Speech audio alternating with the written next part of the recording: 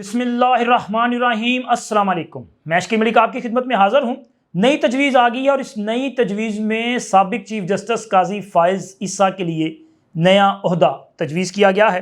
और इसी के साथ इमरान खान के सर पे दो धारी तलवार भी लटक चुकी है। अब होगा क्या, इस पर बात करेंगे, लेकिन सबसे पहले अडयाला जेल का मामला, क्योंकि आज अडयाला जेल में एक बार फिर 190 मिलियन पाउंड केस की समाअत होनी है। अब इस केस की समाअत के दौरान बुशरा बीबी आती हैं नहीं आती, ये अल्लाह ही बेहतर जानता है, लेकिन जो इतलात आ रही हैं उनके मुताबिक बुशरा बीबी की तबीयत नासाज है और वो आजकल सरकारी ख़र्चे पे इलाज करवा रही हैं। वैसे 9 माह तक वो सरकारी ख़र्चे पर ही अडयाला जेल में मौजूद थीं, लेकिन इस दौरान उनको दांत में इन्फेक्शन हुआ और वो इन्फेक्शन बढ़ते बढ़ते उनके कान की तरफ चला गया, फिर कान से खून आना शुरू हो गया, उसके बाद आँख की तरफ बढ़ गया। मामला काफ़ी ख़राब है और अब खैबर पख्तूनख्वा के सरकारी डॉक्टर जो हैं वो बीबी के इलाज के लिए दिन रात एक किए हुए हैं। अल्लाह करे कि ये डॉक्टर इलाज में कामयाब हो जाएं, लेकिन अभी तक रियासत और हुकूमत पाकिस्तान इस फितने का इलाज करने में कामयाब नहीं हो सकी, क्योंकि आज एक बार फिर इमरान खान अडयाला जेल में होंगे। वहाँ पे केस के हवाले से जो अपडेट्स होंगी वो इंशाल्लाह नेक्स्ट वीडियो में उस पर बात करेंगे। लेकिन आज वहाँ से एक बड़ी ख़बर सामने आनी है और ये ख़बर इमरान खान के मुस्तकबिल का तयन भी करेगी। उसकी वजह यह है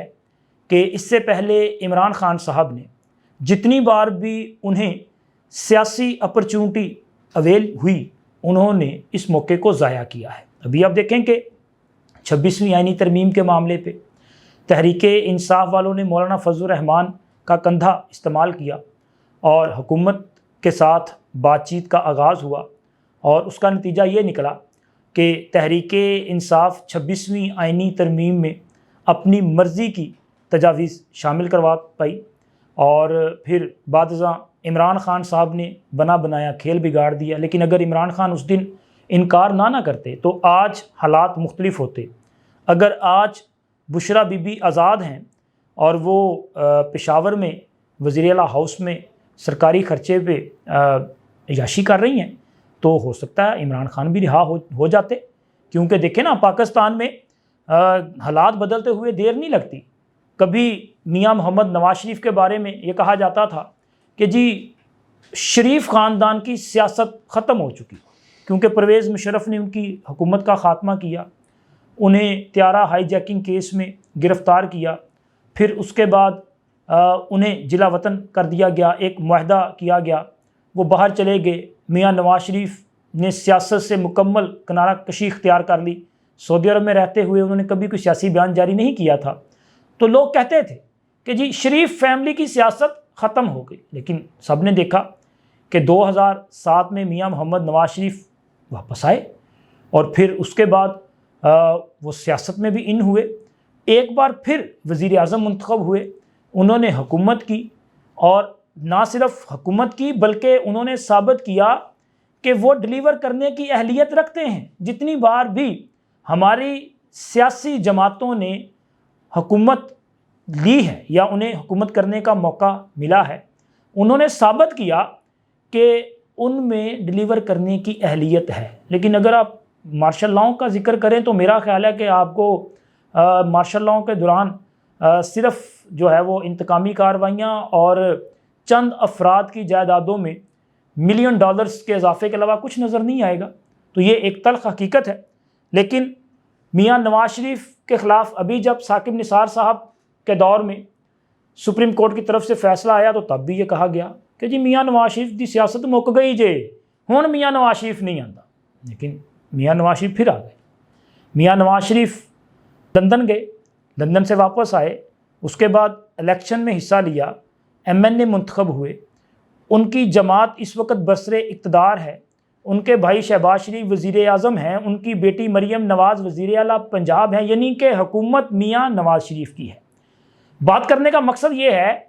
कि सियासतदान जो हैं वो रिटेलिएट करते हैं, वो वापस आते हैं,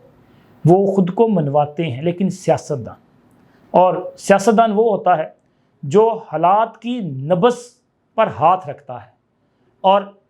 हालात की नज़ाकत को समझते हुए फ़ैसला करता है। इमरान खान साहब चूँकि मेरा ख़्याल है कि उस किस्म के सियासतदान नहीं हैं, اور عمران خان کا دماغ جو ہے وہ مثبت سائڈ پہ چلنے کی بجائے نیگیٹو سائڈ پہ زیادہ ایکٹیو رہتا ہے، اس لیے وہ سمجھ نہیں پاتے اور انہوں نے موقع ضائع کیا۔ آج ان کے پاس ایک بار پھر موقع ہے، کیونکہ آج تحریک انصاف کی سیاسی کمیٹی نے یہ فیصلہ کیا ہوا ہے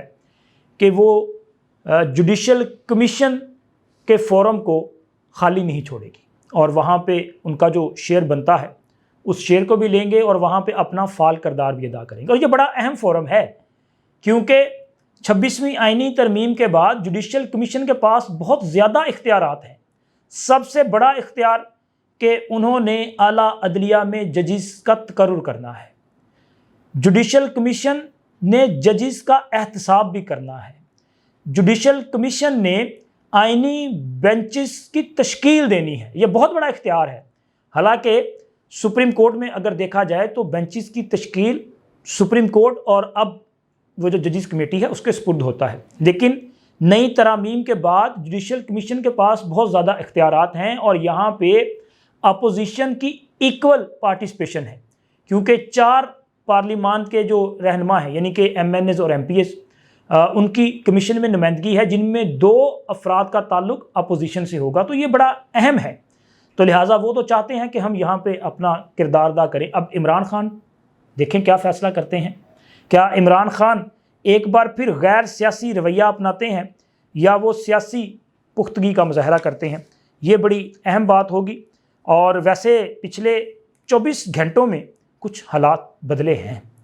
کیونکہ کل عمران خان کی فیملی نے ان کے ساتھ ملاقات کی اور جب سے عمران خان گرفتار ہوئے ہیں اس دن سے لے کے کل کے دن تک پہلا موقع تھا کہ علیمہ خان بغیر میڈیا ٹاک کیے خاموشی سے چلی گئیں۔ حالانکہ اس سے پہلے ہمیشہ میڈیا ٹاک کی جاتی ہے اور پورا وویلا کیا جاتا ہے اور باقاعدہ طور پہ ایک سیاسی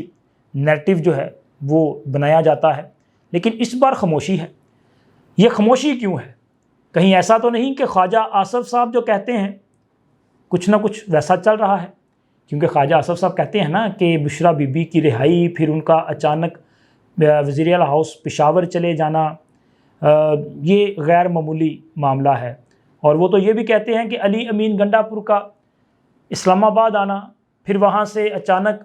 خیبر پختونخوا ہاؤس اور خیبر پختونخوا ہاؤس سے جو ہے پشاور کے پی کی اسمبلی تک پہنچ جانا، یہ بھی بڑا غیر معمولی قسم کا معاملہ ہے۔ تو ان کا یہ خیال ہے کہ کچھ نہ کچھ چل رہا ہے، تو ہو سکتا ہے واقعی کچھ نہ کچھ چل رہا ہو، کیونکہ عمران خان کا مزاج بھی بدلا سا ہے۔ عمران خان صاحب اس قسم کی زبان انہوں نے پچھلے 2-3 دن سے استعمال نہیں کی جس قسم کی وہ ماضی میں کرتے رہے ہیں۔ علیمہ خان خاموشی کے ساتھ چلی گئیں، گنڈا پور خاموش ہیں، بشرا بی بی خاموش ہیں۔ تو سب سے جو بڑا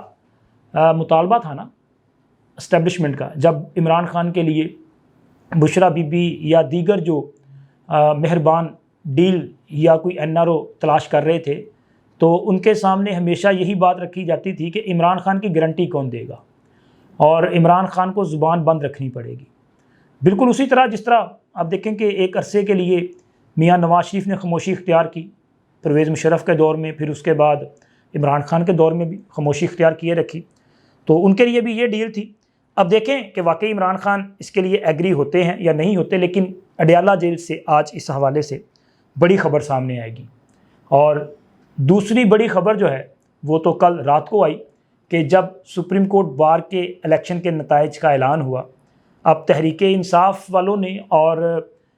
حامد خان صاحب جو کہ پروفیشنل گروپ کے سربراہ ہیں، انہوں نے بڑا زور لگایا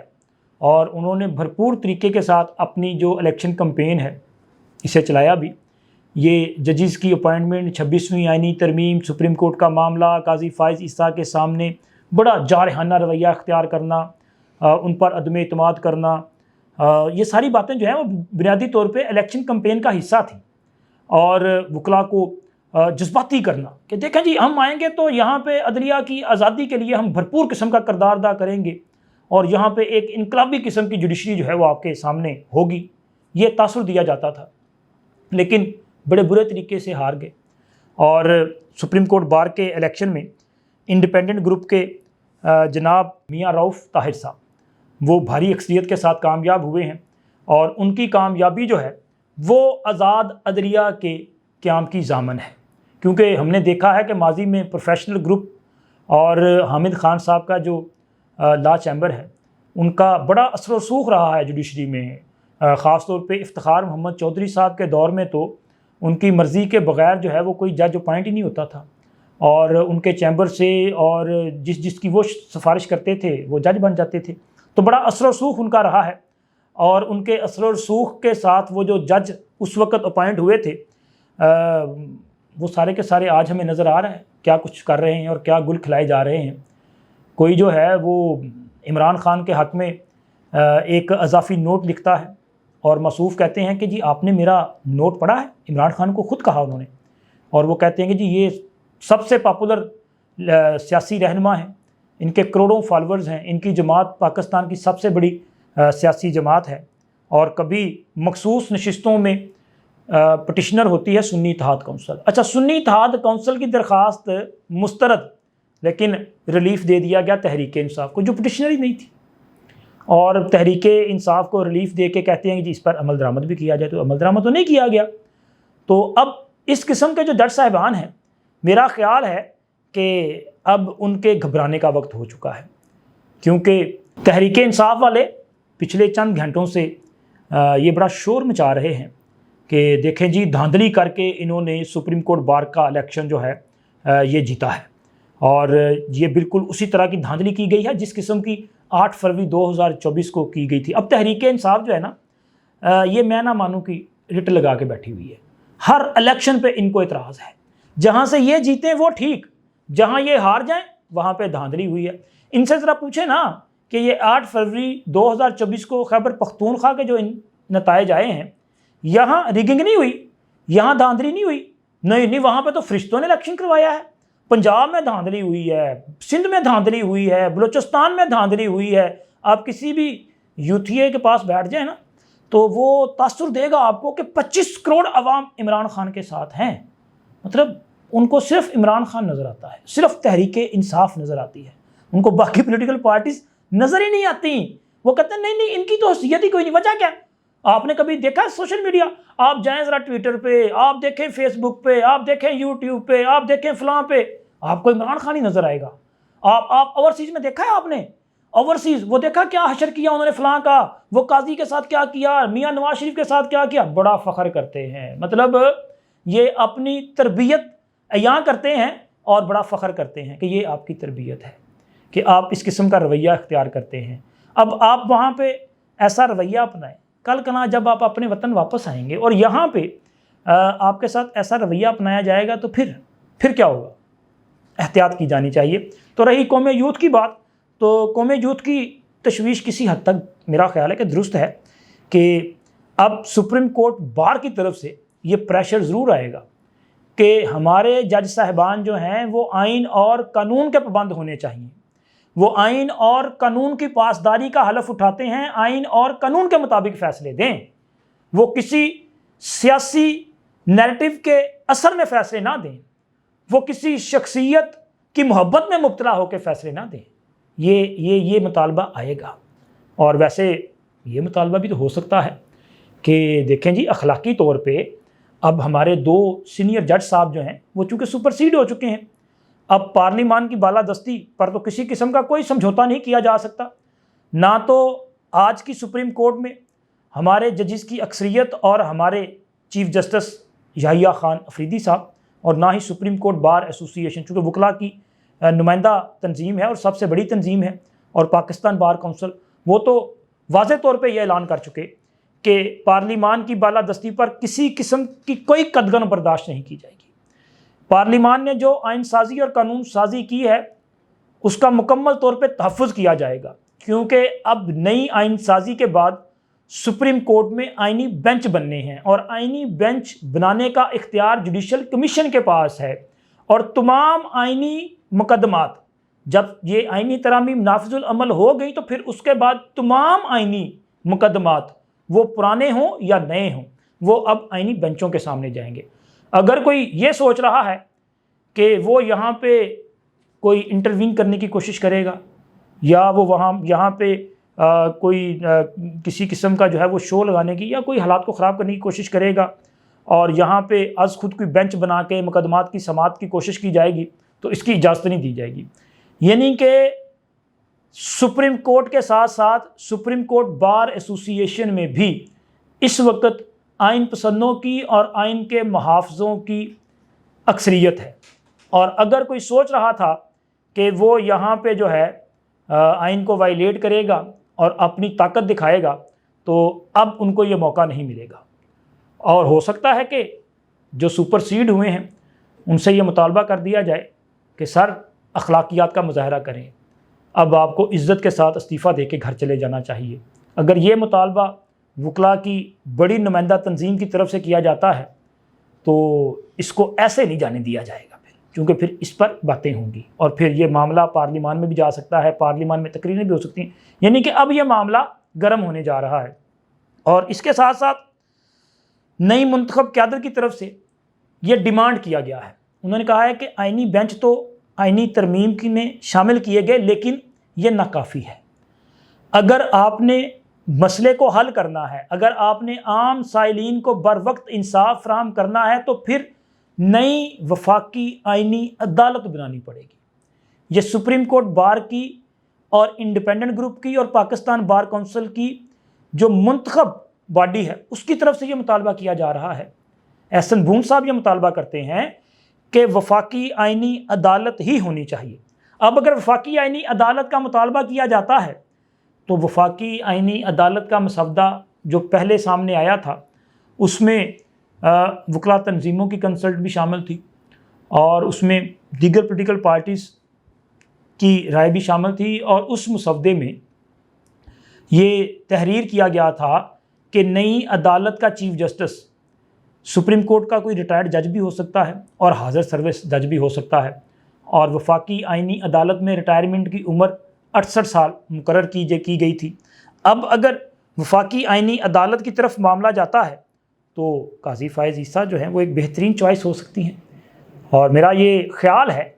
کہ شاید نو منتخب جو قیادت ہے وکلاء کی انہوں نے قاضی فائز عیسیٰ کے لیے ہی یہ تجویز دی ہے، کیونکہ آپ پورے پاکستان میں سروے کروا کے دیکھ لیں، آپ کو میجورٹی ایسی ملے گی جو یہ کہے گی کہ پاکستان کی جوڈیشری کو درست کرنے کے لیے قاضی فائز عیسیٰ ہی ون اینڈ اونلی چوائس ہیں۔ اور اس کے ساتھ ہی ظاہر ہے عمران خان صاحب، اب ان کے لیے تو پھر یہ دو دھاری تلوار ہوگی نا کہ پھنس چکے ہیں، وہ اگر کسی معاملے پہ انکار کریں گے تو تب بھی انہیں وکلاء اور جوڈیشری کی طرف سے جو ہے وہ ذرا معاملہ دیکھنے پڑیں گے اور کچھ سختی برداشت کرنی پڑے گی، حکومت کی طرف سے بھی کرنی پڑے گی، اور پھر یہاں پہ اب ان کے جو کیسز آنے ہیں وہاں پر بھی ان کے لیے مسائل پیدا ہوتے جائیں گے۔ تو اس نئی تجویز نے میرا یہ خیال ہے کہ ایک تو قاضی فائز عیسیٰ صاحب کو ایک بار پھر